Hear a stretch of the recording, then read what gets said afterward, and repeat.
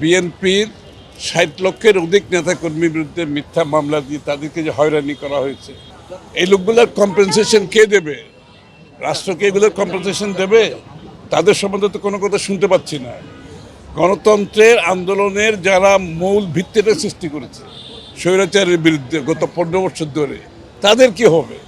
তাদের তো কোনো খবর আমি দেখতে, কেউ তাদের কোনো খবর নিচ্ছে সেটা তো আমি দেখতে পাচ্ছি না। তাদেরকে জেলে নেওয়া হয়েছে, তাদেরকে গুম খুন করা হয়েছে, তাদেরকে বাড়ি ছাড়তে হয়েছে, তাদেরকে চাকরি ছাড়তে হয়েছে, ব্যবসা ছাড়তে হয়েছে। এই লোকগুলোর কি হবে?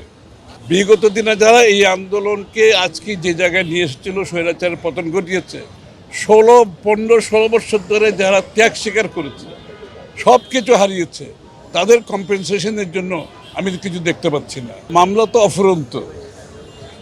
আমার বিরুদ্ধে মোট কত ৪২টা বোধহয় মামলা, ৪২টা মামলা। তো এই যে বিগত বৎসরগুলোতে কোর্টে তো প্রায় আমাদের মধ্যে সপ্তাহের অধিক সময় কোর্টেই কেটেছে বছরগুলোতে। এখন এখান থেকে বেরিয়ে আসার জন্য কতদিন লাগবে আমি জানি না। আজকে একটা হয়েছে, আরও অনেক মামলা আছে। তো মিথ্যা মামলা তো ফল যে বাংলাদেশে শুধু আমি না, বিএনপির ৬০ লক্ষের অধিক নেতাকর্মীর বিরুদ্ধে মিথ্যা মামলা দিয়ে তাদেরকে যে হয়রানি করা হয়েছে, তাদেরকে জেলে নেওয়া হয়েছে, তাদেরকে গুম খুন করা হয়েছে, তাদেরকে বাড়ি ছাড়তে হয়েছে, তাদেরকে চাকরি ছাড়তে হয়েছে, ব্যবসা ছাড়তে হয়েছে। এই লোকগুলোর কি হবে? এই লোকগুলোর কম্পেনসেশন কে দেবে? রাষ্ট্রকে এগুলোর কম্পেনসেশন দেবে? তাদের সম্বন্ধে তো কোনো কথা শুনতে পাচ্ছি না।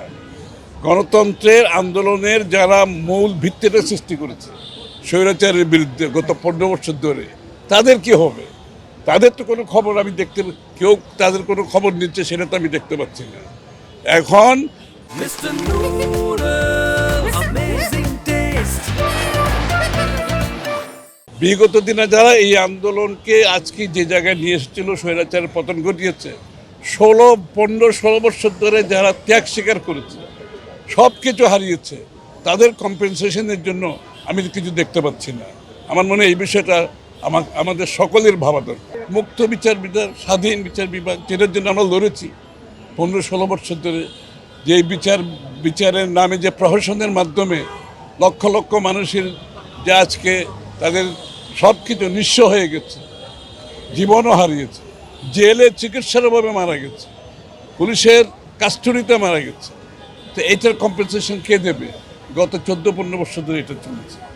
সুতরাং বিচার বিভাগের স্বাধীনতা ছাড়া একটা দেশের গণতন্ত্র টিকতে পারে না।